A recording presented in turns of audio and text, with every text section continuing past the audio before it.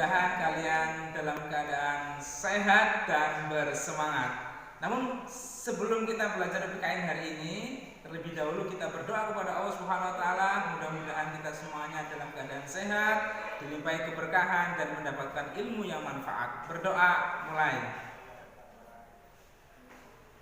Selesai. Baik, anak-anakku semuanya, mari kita mulai pembelajaran kita. Hari ini kita akan belajar tentang kedudukan dan makna pembukaan Undang-Undang Dasar Negara Republik Indonesia tahun 1945.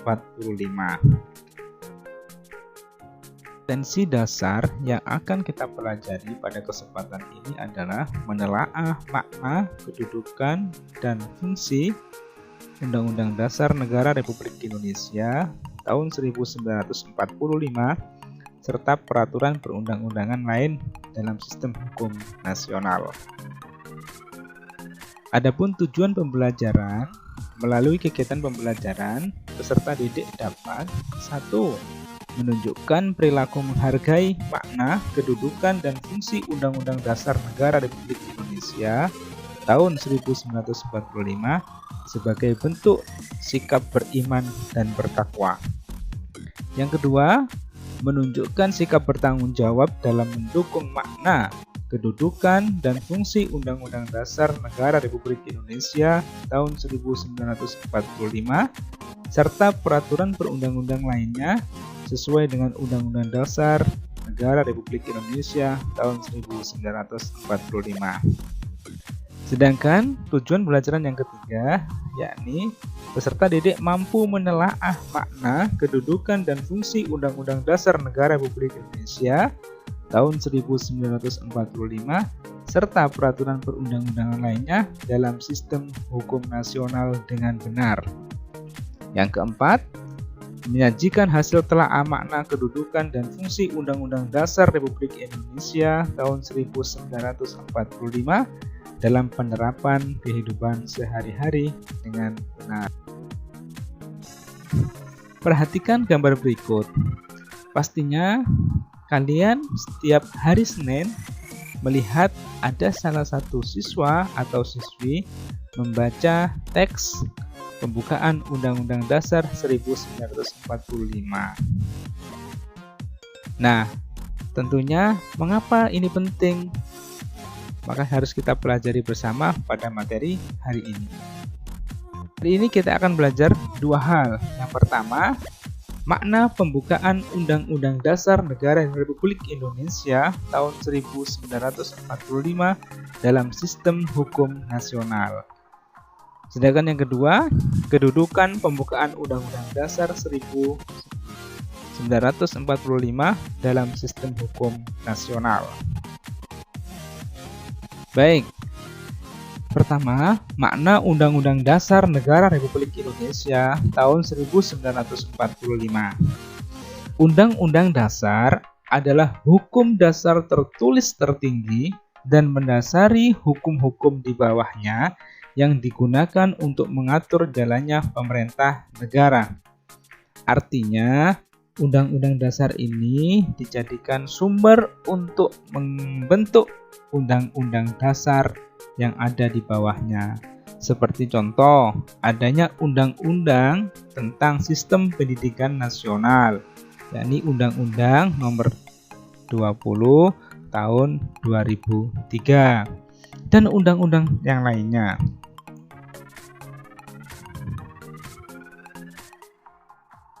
Makna pembukaan Undang-Undang Dasar Republik Indonesia tahun 1945 dalam sistem hukum nasional. Kalian pastinya mendengarkan salah satu siswa yang membacakan teks pembukaan Undang-Undang Dasar ini setiap hari Senin pada saat upacara bendera. Di dalam Undang-Undang Dasar ini, anakku sekalian, pembukaan ini ya terdapat 4 alinea. Alinea pertama yakni berbunyi bahwa sesungguhnya kemerdekaan itu ialah hak segala bangsa, dan oleh sebab itu maka penjajahan di atas dunia harus dihapuskan karena tidak sesuai dengan peri kemanusiaan dan peri keadilan.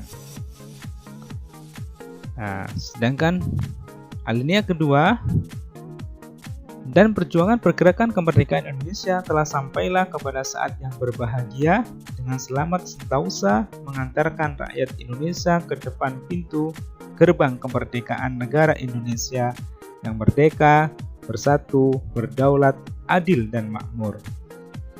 Alinea ketiga, atas berkat rahmat Allah yang Maha Kuasa dan dengan didorongkan oleh keinginan luhur supaya berkehidupan bangsa yang bebas, maka rakyat Indonesia menyatakan dengan ini kemerdekaannya. Sedangkan alinea keempat berbunyi, kemudian daripada itu, untuk membentuk suatu pemerintah negara Indonesia yang melindungi segenap bangsa Indonesia dan seluruh tumpah darah Indonesia, dan untuk memajukan kesejahteraan umum, mencerdaskan kehidupan bangsa, dan ikut melaksanakan ketertiban dunia yang berdasarkan kemerdekaan, perdamaian abadi, dan keadilan sosial. Maka disusunlah kemerdekaan kebangsaan Indonesia itu dalam suatu undang-undang dasar negara Indonesia yang terbentuk dalam suatu susunan negara Republik Indonesia yang berkedaulatan rakyat dengan berdasar kepada ketuhanan yang Maha Esa, kemanusiaan yang adil dan beradab, persatuan Indonesia, dan kerakyatan yang dipimpin oleh hikmat kebijaksanaan dalam permusyawaratan perwakilan, serta mewujudkan suatu keadilan sosial bagi seluruh rakyat Indonesia. Nah, kalian harus tahu, keempat alinea ini bukan sekedar kalimat yang dibentuk oleh para pendiri bangsa, tetapi memiliki makna yang mendalam bagi bangsa dan negara kita. Oke, mari kita pelajari selanjutnya. Makna alinea pertama, yakni yang berbunyi tadi apa? Bahwa kemerdekaan itu ialah hak segala bangsa dan oleh sebab itu penjajahan di atas dunia harus dihapuskan karena tidak sesuai dengan pri kemanusiaan dan pri keadilan. Nah, alinea ini mengandung dua makna. Yang pertama, ada dalil objektif. Artinya, penjajahan di atas dunia harus dihapuskan. Kenapa? Karena tidak sesuai dengan pri kemanusiaan dan pri keadilan. Semua bangsa ingin merdeka, anakku sekalian. Tidak ada sebuah negara ingin dijajah. Maka dari itu, penjajahan harus dihapuskan. Sedangkan yang kedua, memiliki makna dalil subjektif. Artinya, ini merupakan aspirasi bangsa Indonesia untuk melepas diri dari penjajah. Kita tahu bahwa bangsa kita telah lama dijajah oleh Belanda, oleh bangsa Inggris, oleh bangsa Portugis, dan oleh penjajah Jepang. Itu negara kita ingin sekali merdeka, melepaskan dari penjajahan. Kedua makna dalam alinea pertama ini meletakkan tugas dan tanggung jawab kepada bangsa dan negara, serta warga negara Indonesia untuk senantiasa melawan penjajah dalam segala bentuk. Juga menjadi landasan hubungan dan kerjasama dengan negara lain. Kita ingat bahwa politik bangsa Indonesia adalah politik bebas aktif, yakni bertanggung jawab untuk mencerdaskan, untuk menciptakan perdamaian di dalam percaturan dunia. Makna alinea kedua.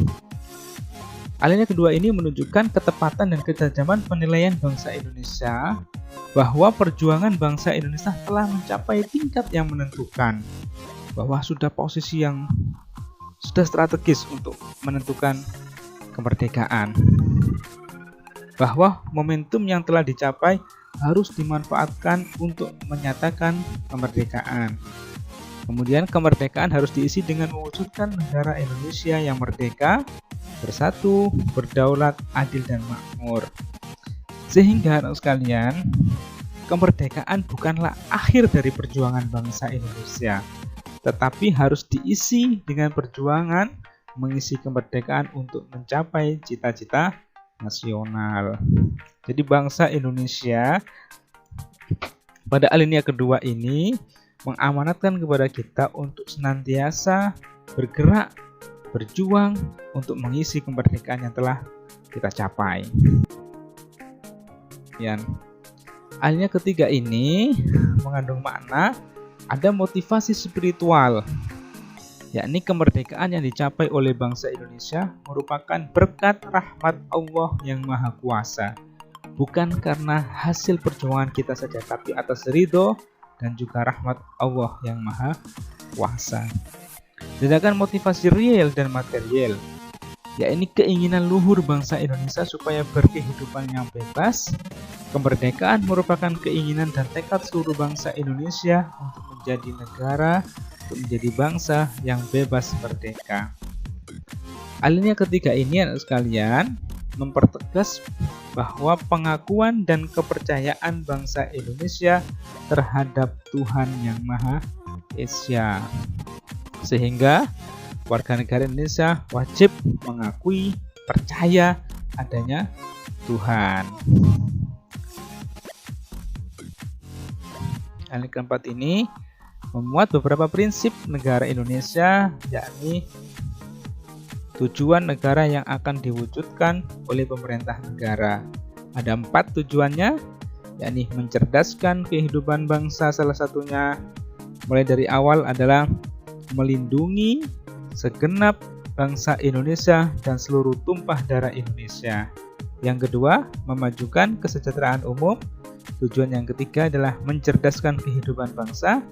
Dan tujuan keempat adalah ikut melaksanakan ketertiban dunia. Ingat-ingat, tujuan negara kita yang termaktub dalam alinea keempat ini memiliki 4 tujuan. Kemudian ketentuan diadakannya Undang-Undang Dasar. Di situ ada kalimat yang menyatakan bahwa disusun berdasarkan Undang-Undang Dasar ini. Kemudian bentuk negara juga termaktub dalam alinea keempat, yakni bentuk republik yang berkedaulatan rakyat. Artinya ya, negara kita sangat menghargai aspirasi masyarakat Indonesia. Dan yang keempat, yakni di dalam alinea keempat ini mengandung dasar negara Pancasila. Ya, di rumusan Pancasila yang sah itu terdapat dalam pembukaan Undang-Undang Dasar Negara Republik Indonesia tahun 1945, yakni alinea keempat. Selanjutnya, kedudukan pembukaan Undang-Undang Dasar Negara Republik Indonesia tahun 1945 dalam sistem hukum nasional. Kita awali dari sistematika Undang-Undang Dasar Negara Republik Indonesia tahun 1945. Sebelum amandemen, sebelum perubahan, terdiri dari 3 bagian, yakni pembukaan, batang tubuh atau pasal-pasal, dan penjelaskan. Sedangkan setelah amandemen sampai sekarang, sistematika Undang-Undang Dasar Negara Republik Indonesia tahun 1945 terdiri dari pembukaan dan pasal-pasal.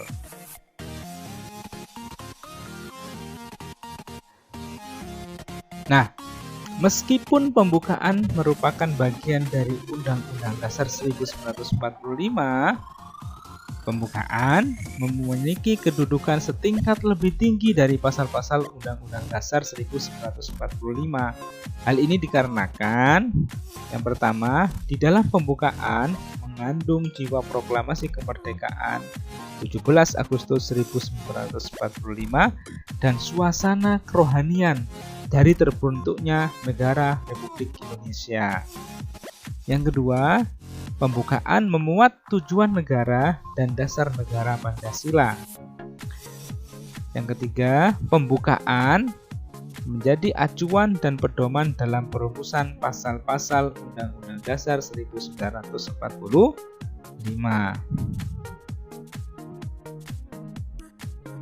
Selanjutnya, pembukaan merupakan pokok kaidah yang fundamental bagi negara Republik Indonesia.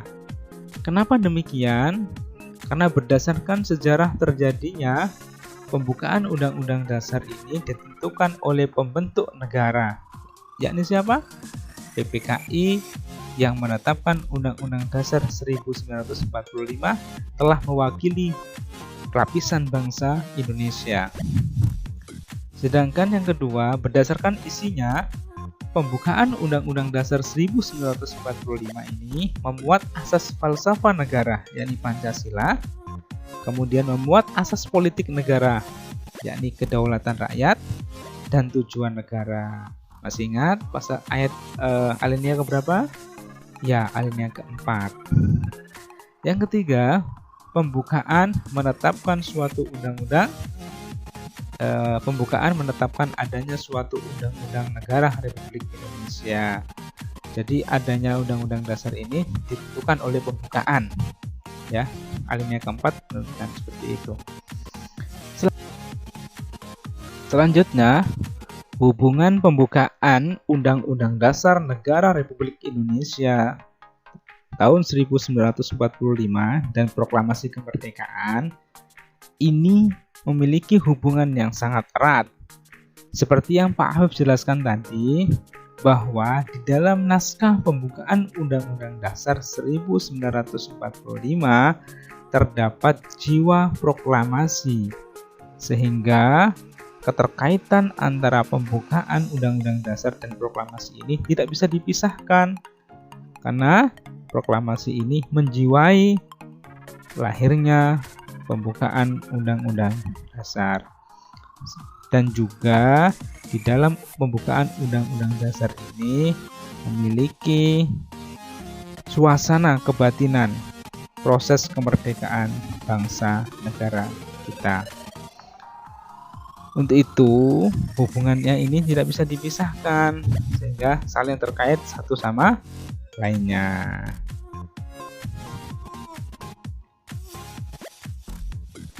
Selanjutnya, sebagai generasi penerus bangsa, kita harus bersyukur dan bangga atas kemerdekaan yang telah diraih bangsa Indonesia, serta selalu berkomitmen untuk bersikap positif terhadap Undang-Undang Dasar Negara Republik Indonesia tahun 1945. Hal ini bisa kita tunjukkan sebagai pelajar, tugas kita adalah belajar dengan sungguh-sungguh untuk menggapai cita-cita demi kemajuan bangsa dan negara Indonesia. Sebagai pelajar, juga kita bisa tunjukkan bahwa kita mampu untuk mematuhi peraturan sekolah, peraturan pemerintah. Lebih-lebih saat ini kita dalam kondisi pandemi COVID-19, maka tugas kita bersama sebagai pelajar adalah semangat belajar, semangat untuk menggapai cita-cita dan bangkit untuk kemajuan bangsa dan negara kita. Salah satunya dengan cara menerapkan 5M, mencuci tangan, memakai masker, menjaga jarak, menghindari kerumunan, dan mengurangi mobilitas. Dengan demikian, kita akan bisa terbebas dan bebas dari pandemi COVID-19. Salam sehat semuanya, tetap semangat, dan selalu rajin belajar. Jadi selamat belajar dan sukses untuk kita semuanya. Terima kasih.